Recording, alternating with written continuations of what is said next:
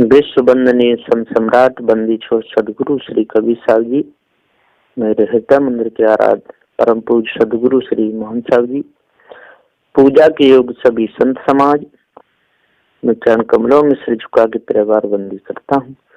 बोलिए श्री सदगुरुदेव की जय। बंदी छोड़ सदगुरु श्री कबीर साहब जी पुकार करके समझाते हुए कहते हैं, जाको सदगुरु नाम मिला व्याकुल दम दिस धाय, आँख न सूझे बावरा घर जरे घूर भुताए। सदगुरु श्री कबीर साहब जी कहते हैं कि जिन जिन लोगों को सदगुरु नहीं मिले तो व्याकुल दम दिस धाय, वो 10 इंद्रियों के गुलाम बन करके और 10 कहिए 4 वेद 6 शास्त्र और 10 दिशा भटकते रहते। आंख न सूझे बावरा, और उनकी आंख से कोई सूझता नहीं, वो तो धोखे में ही अपने समय को बिताते। घर जरे घूर होता है, तो घर में आग लगी हुई है, घर का ये अंतःकरण में आग लगी है, काम की, क्रोध की, लोभ की, मोह की, आशा तृष्णा छल सिद्ध कपट की, तो उसको बुझाना नहीं चाहते और मंदिरों में जा करके लोटा ढालते। पत्थर की मूर्ति पे लोटा ढाल करके समझते हैं कि अब हमारे हृदय की आग बुझ जाएगी, परवाह नहीं बुझती है। घर में आग लगी और घूरे पे पानी डाला जाए तो कभी वो घर की आग बुझती नहीं है। तो ये घूरे पर पानी डालने के समान है। जो बाहर जो पानी डाल रहे हैं, कोई सूर्य पर पानी चढ़ा रहा है, कोई चंद्र पर चढ़ा रहा है, कोई देवी देवता मंदिरों में बना बना करके उन पर लोटा चढ़ा रहे, पानी भर भर करके नहा धो करके उसमें बतासा डालते हैं पानी में, और भी बहुत सी चीज डाल देते हैं और जा करके अर्घ लगा देते, चढ़ा देते और समझते हैं कि अब हमारे हृदय की आग इससे बुझ जाएगी, लेकिन उससे बुझती नहीं है और ज्यादा आग बढ़ती है। जिस प्रकार से हवन में लकड़ी रखने से आग बढ़ती रहती है, घी डालने से आग बढ़ती रहती है, और उसमें यदि लकड़ी न रखी जाए, घी नहीं डाला जाए तो आग बुझ जाती है। इसी प्रकार से संसार में कामियों की, क्रोधियों की कोई कमी नहीं है, बहुत है, उल्टे सीधे, और लवार भी बहुत है, और बिगड़े हुए हृदय वाले भी बहुत है, झूठे लोग बहुत हैं, राग द्वेष वाले बहुत हैं, नीच हृदय वाले जो कभी सत्य बात न बोल सके, झूठ बोले, ऐसे भी बहुत है। तो सदगुरुदेव कहते हैं कि जिन लोगों को सदगुरु नहीं मिले और मिल भी गए तो उनके अंदर से कपट गया नहीं,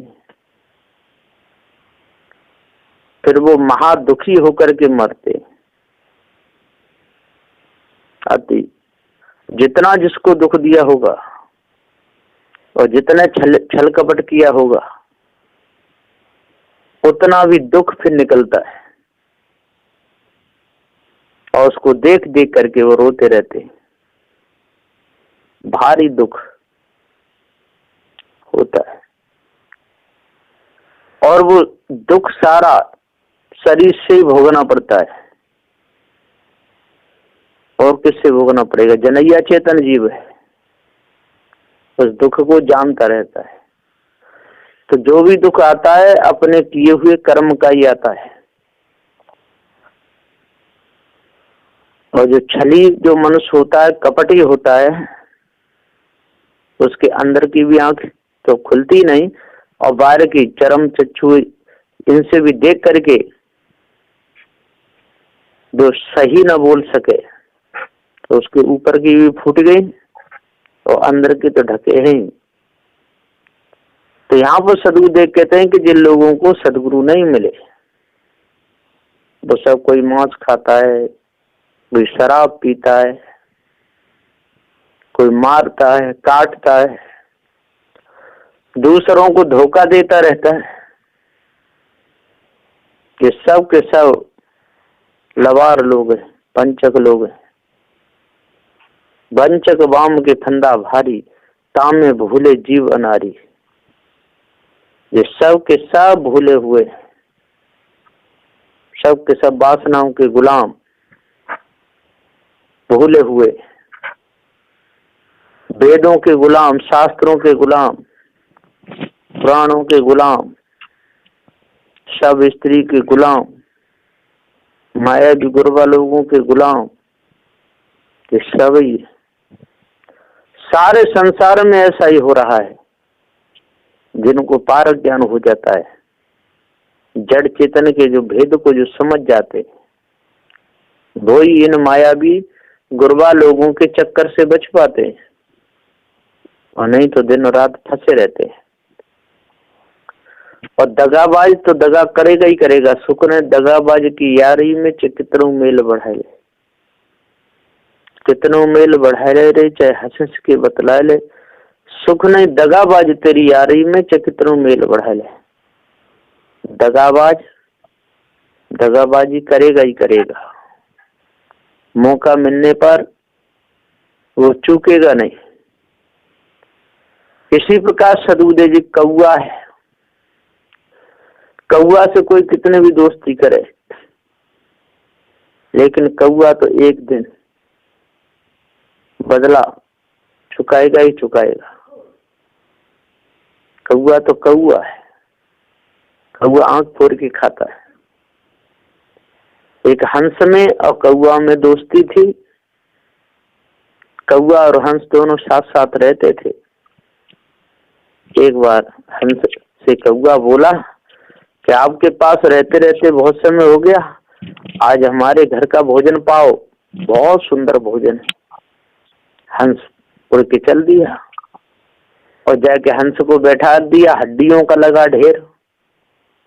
हंस बोला भैया ये भोजन अच्छा नहीं है, जो हमको अच्छा नहीं लगता है, तेरे को अच्छा लगता है तो तू पा, पर ये नहीं। बोला हंस कागज से बहुत बुरा है तेरा धाम, यहाँ से दोनों उड़ चलो अंत करें विश्राम। दोनों ने उड़ान भरी वन पहुंची जाए, बैठे दो एक डार भूपलक हर्षाए। तो निरपत ने निशान लगायो, तो वो भूपलक हर्षाए, और राजा के दुशाला ऊपर कागा उड़ की नीचेर। जैसे वो देखने के लिए उठ के चले तो कौआ ने छेड़ कर दी राजा के दुशाला ऊपर। तो निरपत ने निशान लगाया कागा के, लगी न हंस की गोली, संगत करिए न दुष्ट की, जो मत विनष्ट हुए भोली।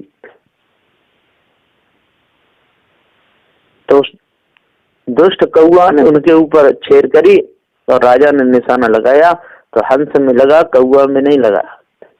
हंस गिर गया। कागा उड़ने लगा आसमान, कागा उड़ा आसमान देखत मिलाए भोग, हंस का मांस मिलो सब कट जाए रोग। नीम मीठा होता ना मिश्री मिलाओ चाहे, मांस मधुरा आहारी चोरी जारी दूत माए। काल पाए के दाव चलावत कपट पुटरिया खोली, संगत करिए ना दुष्ट की, जो मत विनष्ट होए भोली। तो सदगुरुदेव कहते हैं एक कौआ बुद्धि वाले होते हैं, एक हंस बुद्धि वाले होते हैं। कौआ बुद्धि वाला कभी भी दूसरे का भला नहीं चाहता है, बुराई चाहता है। तो यहाँ पर सदगुरुदेव जी पुकारे कहते हैं कि जाको सदगुरु नाम मिला। जो छली लोग हैं, जो कपटी लोग हैं, जो समय पर सत्य नहीं बोल सकते, झूठ ही बोलते हैं, उनको सदगुरु नहीं मिला। वो तो कामी क्रोधी लोभी मोही हटी सठी बदमाश लोग हैं। तो जाको सदगुरु नाम मिला। व्याकुल दऊ जिस धाय, और फिर वो बहुत दुखी होते हैं। मनुष्य जीवन में रहते हैं तब भी दुखी रहते हैं, दूसरों को धोखा देते रहते हैं, छल कपट करते रहते हैं। अब जब मरते हैं तब पशु पक्षी उसमें खाने में बहुत भारी दुख भोगते हैं, अति दुख भोगते हैं। उनकी वेदना को कोई भी समझ नहीं पाता है और बहुत दुखी हो करके भटक भटक तड़प तड़प करके और मर जाते हैं। क्योंकि जंगल में जाके ऊंट बन गए और गिर गए किसी गड्ढे में या हाथी, तो कौन उठाएगा? कोई उठाने वाला नहीं है, क्योंकि मनुष्य जन्म में उन्होंने कोई उठाया नहीं और झूठ बोलते रहे और दूसरों को समझा समझा के लड़ाते झगड़ते रहे। ऐसे भी होते हैं पापी लोग, बदमाश, दूसरों को उकसा करके, दूसरों को समझा करके और लड़ा बढ़ा देते। तो ये बदमाश लोग ऐसे होते और कह देते कि तू चिंता मत करना, कुछ कहे तो एकदम टूट पड़ना, मारना। ऐसे कह के बदमाश लोगों की बदमाशी चलती रहती है। तो सदगुरुदेव जी कहते हैं कि जाको सदगुरु ना मिला और व्याकुल दम स्थाय, आंख न सूझे बाबरा, और उसे आंख से सूझता ही नहीं कि मैं सही कर रहा हूँ कि गलत कर रहा हूँ, मैं पाप कर रहा हूँ या पुण्य कर रहा हूँ, उसे कुछ भी पता नहीं चलता है और पाप पे पाप, पाप पे पाप दिन दुगना करता रहता है और अपनी बातों के द्वारा छिपा भी रहता है। दूसरों के सामने नम्रता भी दिखाई देता है, कोमलता दिखाता है, खूब पैर भी झुक झुक के छूता रहता है और बात बनाता रहता है। ये पता चलता है कि इससे बढ़िया कोई संसार में है ही नहीं। ये दगाबाजों की ऐसी चाल होती है। तो आंखें न सूझे बाबरा और घर जरे घुर होता है। सदगुरुदेव जी पुकार के समझाते हुए कहते हैं, घर तो जल रहा है, घर में आग लगी हुई है और दूसरे के घूरे पर जाकर के पानी डाल रहा है। घर में आग लगी हुई है, पत्थरों पे पानी डाल रहा है, घर में आग लगी हुई है। काशी मथुरा हरिद्वार नंदगांव बरसाने खूब घूम रहा है, तो आग सहज बुझती नहीं है और आग बुझ नहीं पाती है। बुझेगी कैसे? जब चोरी करेगा, हिंसा करेगा, छल करेगा, कपट करेगा, तो उसे आग नहीं बुझती है और शरीर छूट जाता है। और जब शरीर छूट जाता है तो फिर उसी वासना के अनुसार और भटकता रहता है अन्य खानियों में जाकर के, उसको कभी शांति मिलती नहीं। तो जाको सदगुरु ना मिला व्याकुल द्वंद्व धाय, आंख न सूझे बाबरा घर जरे घुर बताए। वस्तु अंत खोजे अंत क्यों कर आवे हाथ, सज्जन सोई सराये जो पारख राखे साथ। सदगुरुदेव जी पुकार के समझाते हुए कहते हैं कि वस्तु अंत है और खोजे अंत है। वस्तु तो अंत है, अंत की चेतन जीव अजर अमर अखंड हृदय वासी शरीर में ही है। अब खोजे अंत है और अंतरिक्ष आकाश में ऊपर खोजता है, तो कैसे मिलेगा? और ऊपर जो माना है वो ईश्वर परमात्मा माना है, तो वो तो है नहीं। और अपने आप को जानता नहीं, अपने आप को नानक विकारी परिजन कहता है, ईश्वर का अंश बताता है, इसलिए अपने आप को जान नहीं पाता है। स्वयं अजर अमर अखंड अविनाशी होकर के भी अपने आप से भिन्न भटक रहा है, अपने आप को किसी ईश्वर का अंश मान रहा है, अपने ऊपर ईश्वर परमात्मा की कल्पना करके उसी धारा में बहता हुआ चला जा रहा है। तो सदगुरुदेव जी पुकार के समझाते हुए कहते हैं कि जब तक अपने आप का ज्ञान नहीं होगा और जब तक ईश्वर परमात्मा की ये कल्पना नहीं मिटेगी, जब तक देवी देवता तंत्र मंत्र जादू टोना जितना भी संसार में जो चल रहा है, ये सब धोखा ही धोखा है। और इस धोखे में जब तक ये मनुष्य फंसा रहेगा तब तक इसके हृदय की कालमा मिटने वाली नहीं है। तो जाको सदगुरु नाम मिला व्याकुल द्वंद्व धाय, आंख न सूझे बाबरा घर जरे घुर बताए। वस्तु अंत खोजे अंत क्यों करावे हाथ, सज्जन सोई सराइये जो पारख राखे साथ। सदगुरुदेव जी कहते हैं कि सज्जन वो ही है, उसी सज्जन को सराहिए जो पारक रखे साथ, जो परख करके अपने निज का ज्ञान करा दे और भ्रम भूल कल्पना से जो बचाए ले, जो चोरी हिंसा विचार से राग द्वेष से छल कपट से जो अलग हो जाए और जो 4 वृक्ष 7 18 प्राणों की जो मानंदी है, जो मिथ्या 4 फलों की 4 मुक्तियों की 14 विद्याओं की, ये सब मिथ्या धोखा ही धोखा है। इसमें बड़े बड़े ज्ञानी बड़े बड़े ध्यानी बड़े बड़े विज्ञानी पिस पिस करके मर गए, बच नहीं पाए। जब ब्रह्मा विष्णु महेश जैसे नहीं बचे तो ऐसे वैसे की तो चली का।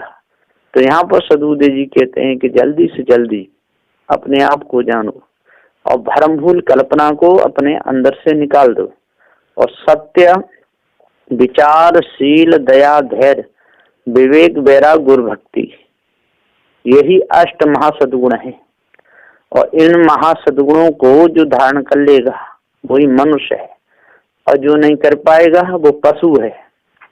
तो पशुता के लक्षण बहुत बहुत जल्दी आ जाते हैं और जो मानव के लक्षण है वो नहीं आ पाते।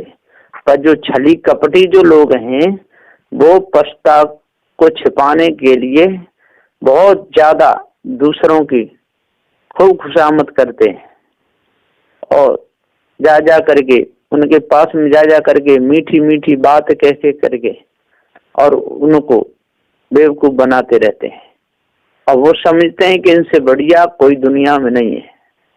तो जो छली कपटी हैं उनको लोग अच्छा मान लेते हैं और जो छली कपटी नहीं है, जो अच्छे विचारवान है, उनको बुरा मान लेते हैं। ऐसा ही संसार में चलता रहता है और आज से नहीं अनादिकाल से ऐसा ही चलता है कि जो छली कपटी हैं, जो दुराचारी हैं, जो बेईमान हैं, उनको देवता कहा जाता है और जो सीधे साधे हैं, जो किसी छल नहीं करते कपट नहीं करते अपने सही चलते हैं, उनको दानव कहा जाता है, उनको रजनीचर कहा जाता है।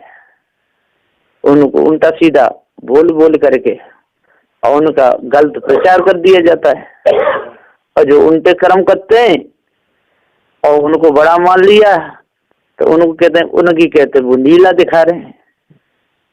जिनके प्रति श्रद्धा है, जिनको बड़ा मानते हैं, उनके बारे में तो कलम लिए लिख दिए कि देखो प्रभु की कैसी लीला है, रामचंद्र जी की कैसी लीला है।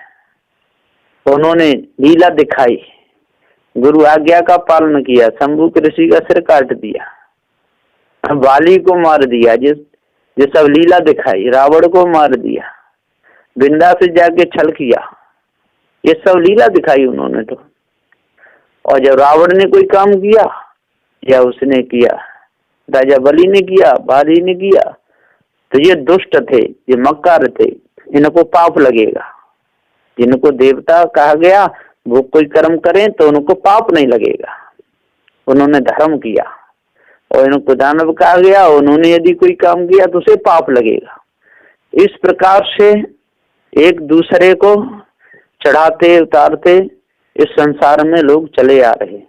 तो साधु श्री कबीर साहब जी कहते हैं, चाहे वो देव हो या दानव हो, चाहे ब्राह्मण हो चाहे क्षत्रिय हो, चाहे वैश्य हो या शूद्र हो, शेख सैयद मुगल पठान कोई भी हो, जो कर्म करेगा उसे अपने कर्मों का फल भोगना पड़ेगा, बचेगा नहीं।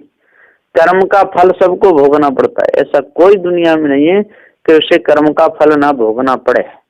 इसलिए साधु श्री कबीर साहब जी कहते हैं कि यदि किसी के कर्मों को दबा लो या किसी के वो उजागर कर दो, इससे कुछ होने वाला नहीं है। जिसने कर्म किया है, जिसके कर्म बन गए, उसे तो दंड भोगना ही पड़ेगा, चाहे वो कोई भी हो, चाहे स्त्री हो, पुरुष हो, राजा हो या रंक हो, सबको अपने अपने कर्मों का और फल भोगना पड़ता है। इसलिए सदगुरुदेव जी कहते हैं कि अपने आप को जानो और भ्रम भूल कल्पना को, विषय वासना को अपने अंदर से दूर करो, तब पूर्ण शांति मिलेगी। नहीं तो मिथ्या धोखे में पूरा जीवन चला जाएगा। सदगुरु श्री कबीर साहब जी कहते हैं कि जब तक ढोल नहीं बजेगा, जब तक उसमें हाथ नहीं लगेगा, तब तक ढोल बज ही नहीं सकता है। तो ढोल बजाने के लिए उसमें कुछ न कुछ मानना ही पड़ता है, तब ढोल बजेगा, नहीं तो नहीं बजेगा। लकड़ी को ले जाते हैं बढ़ई के पास में, और उसमें जब तक वसूला नहीं चलेगा तब तक उसका कुछ भी नहीं बन सकता है। इसी प्रकार से लोहे पर जब तक घन की मार नहीं लगेगी, छेनी नहीं चलेगी, है ना, हथौड़ा से जब तक उसको नहीं दबाया जाएगा, नहीं पीटा जाएगा, तब तक उस लोहे का कुछ भी नहीं बन सकता है। इसी प्रकार से सदबुद्धे जी कहते हैं कि जो दुष्ट लोग होते हैं, जो कपटी लोग होते हैं, जो छली लोग होते हैं, जो दुराचारी लोग होते हैं, जब तक उन पर डांट नहीं पड़ती है और जब तक उनको समझाया नहीं जाता है, जब तक हटका नहीं जाता है, तब तक वो होश में आते ही नहीं। जैसे पशु है और मारता है और पीछे चला ही आ रहा है और सींग घुसा ही देता है पेट में, तो उसमें डंडा मारना ही पड़ेगा। इस कुत्ता है, कटकना है, पीछे पड़ गया, डंडा हाथ में, उसके मुंह में मारना ही पड़ता है।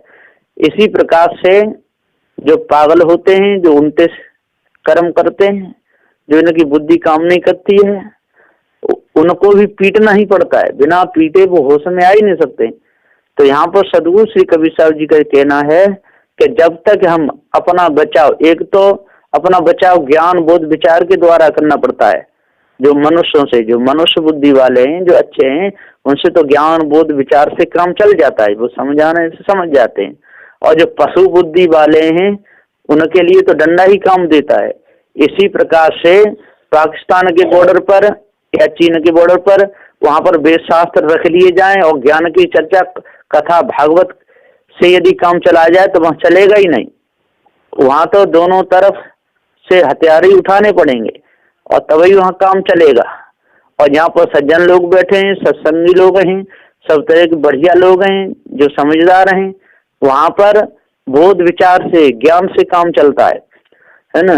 इसी प्रकार से रसोई में आग जलानी ही पड़ेगी, कंडा ईंधन जलाना ही पड़ेगा, तब रोटी वहां पर सिकेगी। वहाँ चिमटा से भी काम लेना पड़ेगा, वहाँ बेलन से भी काम लेना पड़ेगा। इसी प्रकार से जैसी भूमिका है वैसा काम लेना पड़ता है। और यदि यहाँ पर तीर तलवार भालों से काम लिया जाता हो और वहां पर ज्ञान बोध विचार की चर्चा सुना दी जाए तो वो तो मार कूट काट पीट के रख जाएगा।